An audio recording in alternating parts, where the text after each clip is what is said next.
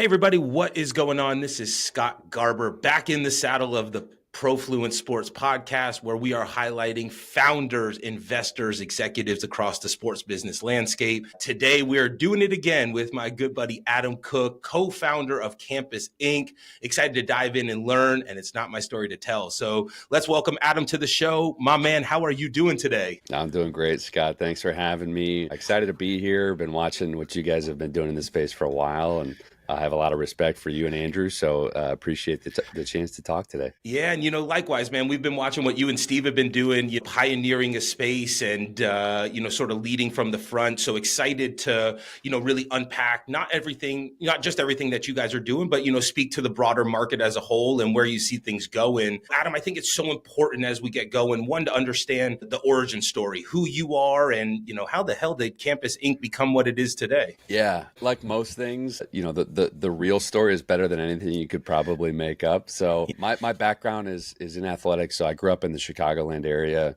was fortunate enough to have the opportunity to play volleyball at the collegiate level in California. So my dad, was a PE teacher, athletics director, coached collegiate baseball. My brother played soccer in college. So sports have always kind of been a part of my life, something that I've loved and have cared a lot about. So played collegiate volleyball after my playing career, got into strength and conditioning for a little bit, and then kind of did a couple of random things. I had an opportunity to help lead a program that sent college athletes overseas to use their sport to work on, different things like international diplomacy and community development and things like that. So just fell in love with the industry as a whole. Ended up back in Chicago. I was working for a small startup. It was a SaaS tool for the print industry, and that's where I met Stephen Farrig. He was a customer of the tool, and I didn't know anything about the decorating industry at all. And so he was kind of my sage that taught me everything I needed to know. We became good friends. I left that company, and fast forward a couple years later, NIL legislation changes. Stephen and I stayed close. We're really, our production facility is right off the campus of University of Illinois. And so the men's basketball team started hitting Stephen up saying, hey, let's get our merch going. What can we do? And he was like, I don't want to ruin anybody's eligibility. So I started working with him on some of that stuff. And Stephen is, you've chatted with him. He's an amazing visionary. He really has that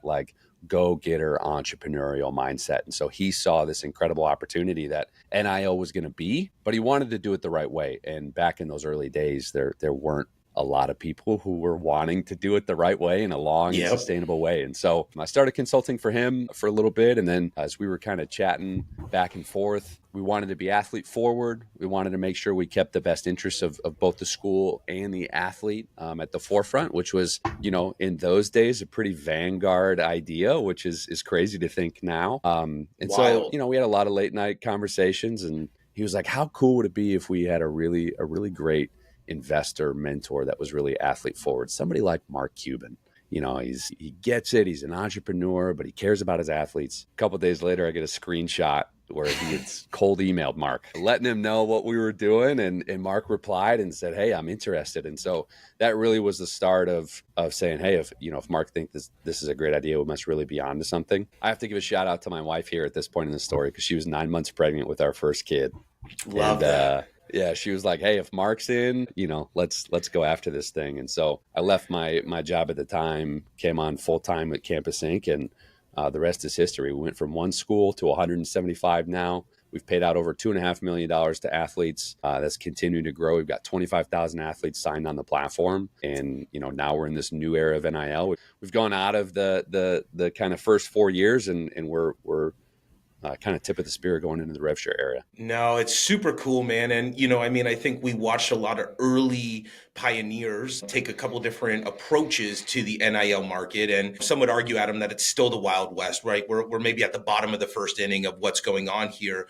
As you reflect back on, sort of the first 4 years of the build, what was, what are some of the learnings that you and Steve now take into this next iteration of rev share and, the evolution of the college athlete journey? Yeah. The funny thing about the NIL stuff is when we talk about it in the collegiate space, yes, it's brand new, but name, image, and likeness and the idea of NIL, even the clauses in contracts about who owns NIL, that's not a new idea. That's been Sure. happening at the pros for years. And so when this all started, there were, a lot of incumbent companies that just said, hey, this happens in the pros. Great. Take the pro model, smack it right on top of the college model. We'll call it good, and everybody should be happy. But the way that the college space still, even with the rev share and all that happening, functions is fundamentally different than the pro space, right? I mean, you have way more sports, you have way more parties involved, you have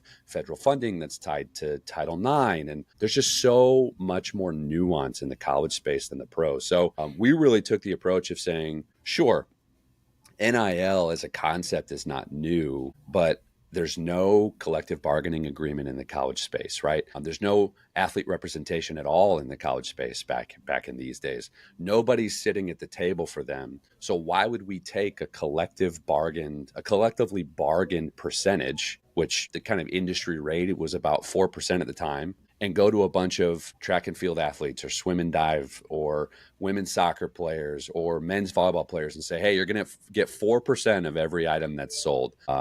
Just be happy about it and keep your mouth shut. Yeah. Steven really looked at that and was like, that's not right. That's not fair. And there is a world where this works in the influencer world, right? You take a look at Mr. Beast. He can sell merch. He can, he's got a floor of costs that he has. He can mark up his merch to whatever he wants, and he gets to keep the difference between the cost and the final retail price. So Absolutely. we kind of married both of those things of saying, we know what our costs are as decorators owning our own production facility. We know there's going to be licensing on top of this. If we build in what the retail cost is versus what our cost of goods is for a reasonable price, why shouldn't we give the athlete everything in between that instead of just kind of shave off a fraction of a percentage? And so that, like I said, was really a revolutionary idea. That coupled with the fact that we knew that there was market opportunity for these sports outside of men's and women's basketball and football. So we went to schools and said, look, there's 180,000 Division I student athletes alone. We want to support as many of them as we can. We want to support women's soccer. We want to support women's volleyball. There is opportunity here. And that really resonated with schools because they had coaches banging down their doors saying, cool, you took care of quarterback. Cool, you took care of running back. What about my team? I mean, we were able to provide a good solution for them there. No, it's really cool. And I think that was the admirable approach. And a lot of folks wanted to service, the athletes that were in maybe non-revenue generating sports or that weren't getting the attention. I think a lot of people struggled to do that. And you guys navigated that in a really, in a diplomatic way, I think is a really good way to put it, putting the athlete first. Adam, let's just take a pause real quick, right? We sort of dove first into it, but if you have an outsider listening, how do you explain what Campus Inc. is and what exactly you guys do for athletes? Let's sort of lay the foundation and then we'll build from there. Yeah, so Campus Inc. is an apparel company that focuses on collegiately licensed apparel. So we work with schools across all conferences, across most divisions, and we provide opportunities for athletes to create and sell apparel that carries their name, image, and likeness along with the logo of the school. So the easiest way to think about it is if you want to buy your favorite college athlete's jersey, you can buy that from the NIL store in Campus Inc. If you want to buy your favorite athletes, jerseys, hoodies, whatever you want that's going to carry the name and number of an athlete, you can get that from us. Now, the next piece that we do, and this is where it gets really exciting, is we take moments that happen on the court or the field or the pool, and we turn those into merchandise as well. So you think about hot market stuff, right? Stuff that happens in the postseason, buzzer beaters, what have you. That's going to happen all throughout the year, not just in the postseason. And those are moments that we want to be able to turn into merchandise for athletes and allow them to make money. So a really fun one that happened really early on was Lamont Butler at San Diego State in the national championship semifinals, hits a buzzer beater baseline three-pointer to send them to the national championship for the first time in program history. We had a Butler at the buzzer with that moment designed on a t-shirt, officially licensed for sale. They were the first game of the night, up by halftime of the second game of the night. So that really quick turn moments. I mean, we like to say we we try to move at the speed of sport, right? This stuff happens quickly. Fans react emotionally. They want to celebrate that moment. Why shouldn't the athlete be able to monetize that? If you go to Campus Inc. in the NIL store, you can find merchandise that's going to celebrate those moments that happen. It's so cool, right? And I love that line, move at the speed of sport, right? And, I think that we see these moments come and go so quickly. And, we memorialize some of the larger moments. The Stanley Cup, you can buy the merch right away. But to be able to catch that in real time, I think is such a unique opportunity to capitalize. And I think it attracts a different fan base, right? A different buying persona. Let me ask you this, because you're not just going after sort of the stars that we'll call them, or the most notable figures. How do you guys manage this model with like a high touch point with these athletes? And like, how do you do this at scale? What's sort of that playbook that you guys run internally to be able to go ahead and turn that so quickly? Yeah, we get this question a lot, and we got this question early on really often. And I think everybody's kind of looking for a hack, right? Like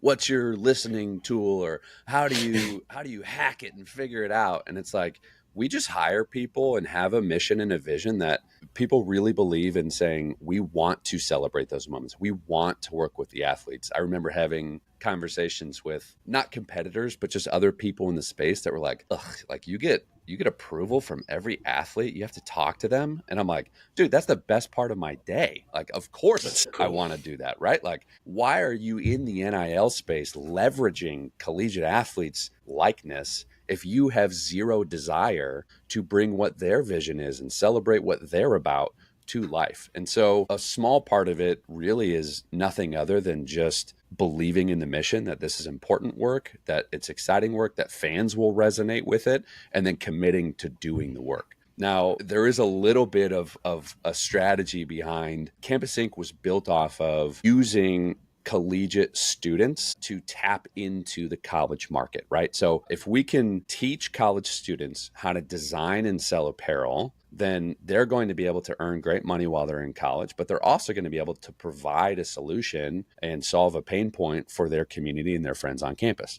We took that similar approach to the NIL space, where we said, I can't be boots on the ground at 175 schools, right? Like, I can't build a good enough API that's going to pull from ESPN all of the moments across all these schools. So Sure, let's lean into the professional development opportunity of NIL. This isn't just professional development for the athletes. This is creating a whole new ecosystem where we were able to hire students on campus and say, are you interested in getting involved in digital media? Are you interested in getting involved in college sports? Help us run our social channels, be our boots on the ground. What's happening across your campus's athletics department? Are there moments that are happening? Is somebody, did somebody have a great game? Is somebody going back home to compete for the first time? Or who's up and coming? Did somebody come off the bench and have a moment? And so we really leveraged that network across the country of those students who are also passionate, also excited about getting into the industry, also excited about creating opportunity for their athletics department, and allowed that network to inform us about kind of what was happening across the country. it's so neat when you can get to the nucleus and the pulse. And we always say you can't buy culture, right? And I think this is a great example of it, right? Like when you're so ingrained that it just feels natural, and then this long tail of opportunity. And I got to imagine the storytelling, the identity of these athletes, like this all feels organic, and it has this ripple effect on campus that I think not only drives more sales, but it makes this more cohesive, when those athletes are participating, day in and day out on campus there. So I'm curious though, like sort of piggybacking that, you getting to talk and be so hands-on with the athletes. Talk to me, like when you meet them, what's been some of the biggest behavioral traits that you've been able to pick up on, like that athletes, as they work with brands and as they start to create, sort of liquidity from their name, image, and likeness? Was there been any surprises in their behavior that, as you've talked to so many, that you didn't see coming? Yeah, I think a lot has been said about this in the media, and everybody covers the stories that are getting a lot of clicks, and the stories at Tennessee that we don't need to get into, and the stories at Miami that we don't need to get into. Those are so few and far between. The vast majority of athletes, even high profile athletes, I'm not talking about but it's only the non-rev sports that are easy to work with. Even high profile athletes, they really understand the opportunity that is here for them, and they want to take advantage of it. And the unique thing about merchandise is, I'm not a car dealer going to an athlete saying, show up for 25 minutes and I'm going to pay you, $200,000 for this signing or whatever. I'm making Yep. those numbers up. Don't quote me on that. What cars are you selling? Yeah, exactly. I, we're going to the athlete saying, we want to tell your story. We want to immortalize what you do on the court and who you are as a person through apparel. And we want to use this vehicle to help you deepen your fan connection, right? And then when we can layer the school on top of that, we really double down on that fan brand connection. That's something that the athlete's eyes light up. I was just talking to a Power 5 quarterback. This is literally yesterday, and we were kind of spitting some ideas out and kind of talking dream state, and like all of a sudden his wheels started to turn. He's like, can we do this? That's dope. I didn't even think about that. So it really is an exciting thing to be able to work with an athlete and get them to catch the vision of, this is way less about let's just get a bag and get you paid. That's a part of it. I want to pay you, and I want to pay you really well. But how can I tell your story that's going to go with you well into your pro career and stick with you even well after your playing career? How can I help you get fans, be fans of you for life? And it's by telling your story in an authentic way and using apparel to do that. Think about that, right? Like, I mean, fast forward 3 or 4 years post-graduation, you're working in the professional world, and now there's all kinds of ways to show up unique, taking not just a picture, but a shirt that shows up to a prospect client of you playing. There's a lot of really cool applications that go far beyond just trying to sell it, while you're playing at that university, which I think is exciting, right? We're setting the foundation for these athletes to become professionals far beyond the field or court. Adam, one last question on the NIL front, and then I want to dive into Campus Inc. as the business and where it's going. But, obviously the House case just settled. We're, sort of moving into this next phase of it. How does that impact how you guys think about where you're navigating or the roadmap for Campus Inc.? Does this pour gas on the fire? Is there a pivot? How do you guys think about, some of the things that you can't control that's dictating the market? Yeah, we're actually really excited about this. I think that this is, not only is it a long time coming, but I think that the way that we've built our business has been with the understanding that this was going to happen eventually, and it's going to create some more opportunities for us that we've been waiting for. So one of the most exciting things about this is it kind of removes a little bit of that semi-requirement or fear that schools had of interacting really closely and helping their athletes navigate this space. If you remember early on, and a lot of this kind of stuck through until the settlement was done, where schools were told, you're not allowed to help an athlete review their contract. Well, that didn't work and wasn't helpful to anybody. And so what the settlement has done for us is really removed a lot of those obstacles, where schools now can say, we've got a great partner. We trust them. We know that they do a great job. So let's actually help integrate this deeper instead of trying to keep everything at an arm's length. So it's going to remove a lot of the obstacles that just made things more difficult for difficulty's sake. It's going to allow schools to work a lot more transparently with athletes on designs and things like that. It's going to allow us to work more closely with athletes and schools on specific activations. Like we've worked with UConn women's basketball team on some philanthropic activations, selling, really specialized women's basketball jerseys that gave money to breast cancer awareness or gave money to different pediatric cancer activations. Now the school can be much more involved in those things instead of having to stay away from it because there was an NIL component. I think the other piece that it does is it brings us much closer. We're still a ways away from this, but it brings us much closer to a truly mature ecosystem, where we talked about this already a couple minutes ago, but in the pros, you have somebody sitting at the table collectively bargaining on behalf of the best interest of the athletes. That's never happened in the collegiate space. It still has not happened in the collegiate space. We're still a ways away from that, but we're getting closer to being able to say, hey, athletes, you don't have to just settle for whatever a company arbitrarily decides they're going to give you. We're going to set some standards here and make sure that you're taken care of in a way that you should be.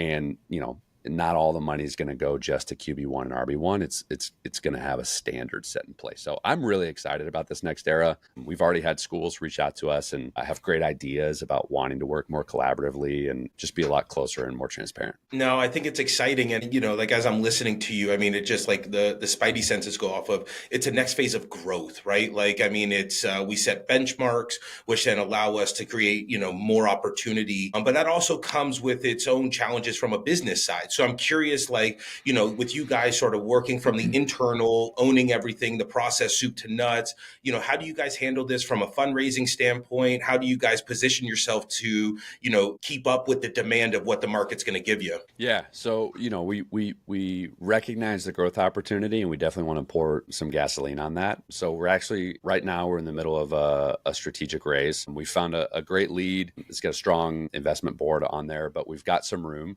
for some people to jump in. So yeah, that's kind of where we're looking at it, is saying, hey, we see this opportunity. This is kind of our second starting line, right? Like if you say July 1, 2021 was the first starting line.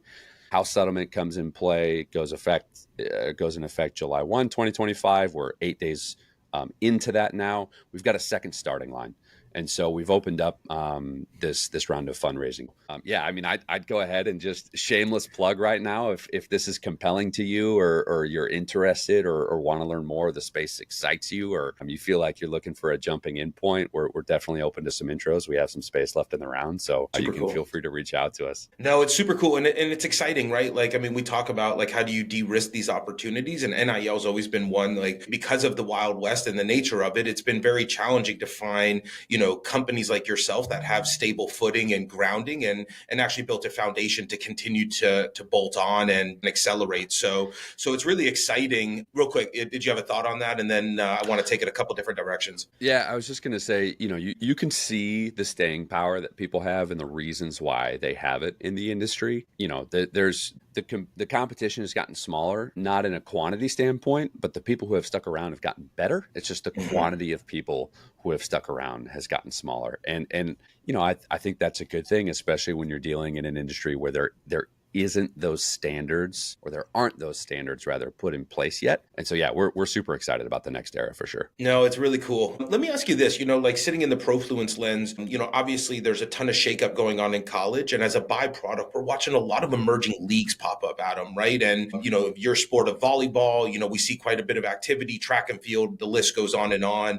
How do you guys think about, subsequent opportunities that, may apply the same principles, but outside of the collegiate realm? Are they bright, shiny objects, or are those opportunities that you guys, look at pursuing as the business continues to grow? Oh, 100%. I think there's a little bit of both, as there always will be, but there's a lot of pressure on non-revenue sports right now, right? This revenue requirement, this rev share requirement that the House settlement has put on athletic departments puts a lot of pressure on budgets. And, this is not a secret. You can look at this information. I just don't think a lot of people do, but most athletic departments operate at a loss. This is not an incredibly profitable segment of the university. And so there is going to be a lot of shifting in how they operate, in what they support and what they don't support. I think we see a reality of non-revenue sports being on the chopping block more and more. As much as I hate to see it, it's just the reality of making the dollars and cents work. So what I think that leads to is more sports-specific academies pop up. And so when you talk about some of these ancillary opportunities, some of these ancillary leagues, the Olympic competition is not going to go away, right? The need, the desire, the market demand for those sports is not just going to all of a sudden dissipate and evaporate into thin air. You're just going to have other entities support that need.